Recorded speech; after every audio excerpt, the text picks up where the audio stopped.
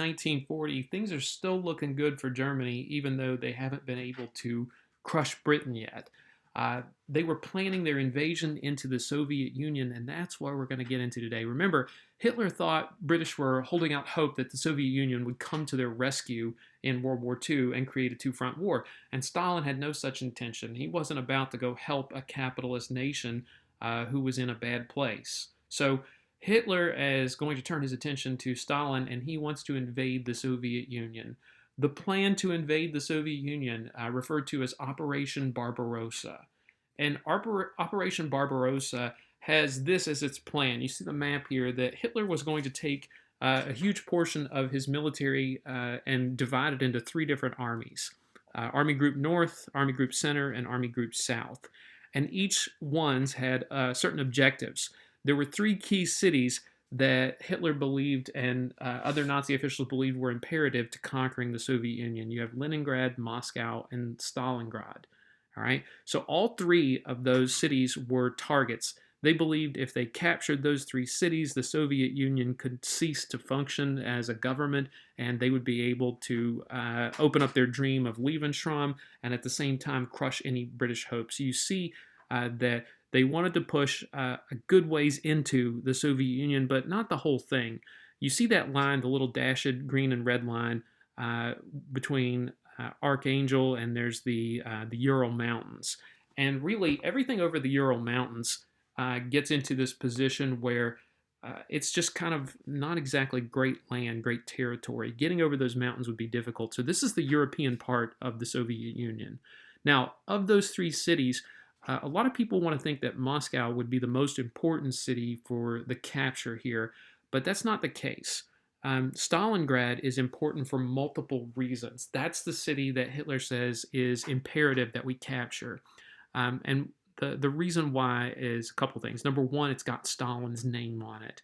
And there's a lot of propaganda value in that too, that Stalin, his city falls. So they really want that. But there are other logistical and tactical reasons for that too. You see Stalingrad right there. It's on the Volga River. And if you follow that river to the south and to the west, you see it empties out into the Black Sea. That's really one of the few key access points the Soviet Union has for shipping.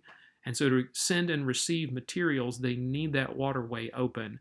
And so the Germans want it for that reason. Also, Stalingrad is surrounded by an area of land that's rich in oil. So this has a lot of importance to it. It's not that Moscow or Leningrad aren't important on their own, but this is the plan. And Stalin had been given warnings, intelligence warnings, that Hitler and the Nazis were coming, but they didn't believe them because they were coming from nations who had capitalist governments. They thought they were trying to get the Soviet Union sucked into the war. And he always thought that Hitler was going to give an ultimatum first. So he doesn't want to believe this is happening. Okay? So when the invasion starts, you're going to see that the German army makes considerable advances into Soviet territory.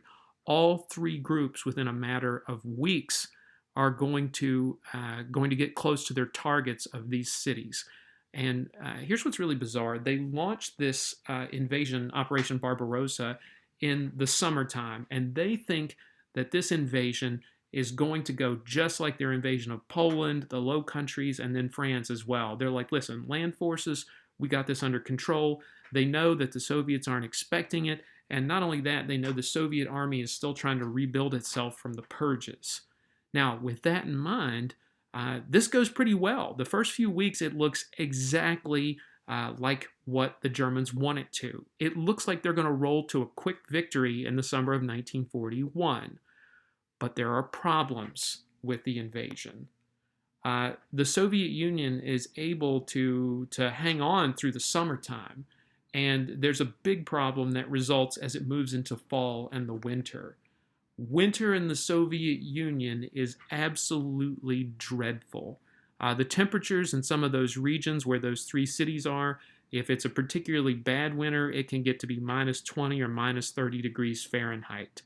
The German soldiers, expecting a quick victory, did not bring much in the way of winter clothing. Also, there are problems that result from your weapons and your machinery when things get that cold. Not only are you exposed to the elements, But things like motor oil begin to solidify and freeze at those temperatures. Your trucks without oil and gasoline in liquid form aren't going to work. So any advantages that the German army had are now gone. The ability to use those blitzkrieg tactics is very limited. Winter is going to significantly alter the scope of this invasion. Not only do they have the winter on their side, but the Soviets did something else that the Germans should have anticipated. It's what we call scorched earth policy or scorched earth tactics. The Germans thought as they invaded through the Soviet Union, they would be able to conquer areas quickly, take any additional resources that they needed, and simply steal weapons, supplies, food, anything else. But what they didn't count on is that the Soviets decided that they were going to burn anything of use. So if the Soviet Union and their army had to retreat, or towns knew that the German army was coming, they would simply burn things rather than let them fall into the enemy hands. This is very petty, and I absolutely love it. If we don't get it, nobody does. So the Soviet invasion starts to slow down and stall out in front of those three cities. They get to Stalingrad and Leningrad, and they're only about 40 to 50 miles, I think, from Moscow. So it's really looking bad for the Soviet Union. But winter, and they are able to cut off the Germans from some of the resources they need. That's going to help them hang on, at least for the time being. Now, summer of 1941, this is what's happening in the Soviet Union. And while they're doing that, Japan is plotting an attack on the United States. Okay? Now, there's reasons that Japan is plotting an attack on the United States. Okay? And remember, we talked about this. The United States had implemented trade embargoes against Japan for their aggressive actions, their movements into China and other locations, the rape of Nanking. It started to become too much for the United States. And particularly, take a look at the petroleum that Japan has in terms of its imports. 1937, they are bringing in 482, and these are units of 10,000 tons. So you multiply 482 times 10,000, and that gives you the tonnage of oil that they're importing. And by 1941, that number has dropped down to 141, and the United States is basically saying, look, we're cutting off the oil we're sending to them. You can see in 1937, the United States made up the bulk of the oil that Japan was importing. Steel, scrap iron, also being reduced to virtually nothing. So Japan realizes we're limited in our resources. And if we don't do something, if we don't take action, we're going to be in big trouble. We won't be able to run our military as efficiently as we want, or to have the capabilities that we want to work them at, if we don't do something. So their idea is we must strike the United States and try to win a war quickly and force them into a surrender that would allow us to have dominance in the Pacific region. Then we'll take over other parts of Asia, Southeast Asia, and we'll get the resources that we need. That's their motivation, okay? So they're planning an attack, and they plan an attack on Pearl Harbor. Pearl Harbor, remember, has a lot of strategic value, and at Pearl Harbor, there is most of the U.S. naval fleet. The Pacific Fleet is at Pearl Harbor, and when they launch their attack on December 7th, they catch the United States completely off guard. America is not aware that it's coming, and they believed an attack was imminent, but not at Pearl Harbor.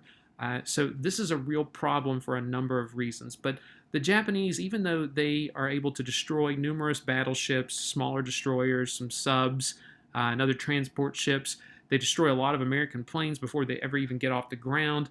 It's a successful attack, but Admiral Yamamoto and the Japanese Navy did make some mistakes, one of which is they had bad luck.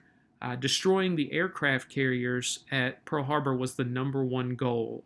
Those large ships with the runways on them, which can store, at the time they could store about 100 planes on board. They had about 3,000 to 4,000 personnel on board. So taking out those aircraft carriers was a major objective, and they did not complete that objective. The carriers were out on military maneuvers on the Sunday morning of December 7th. But when the attack on Pearl Harbor takes place, now the United States is going to get brought into the war, right?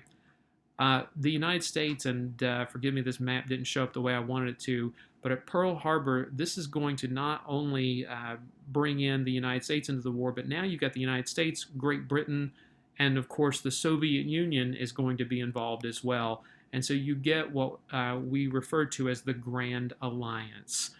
The Grand Alliance of Britain, the United States, and Great Britain, and they'll get help from the French resistance and a number of smaller nations. They'll be taking on the Axis powers, Japan, Italy, and Germany.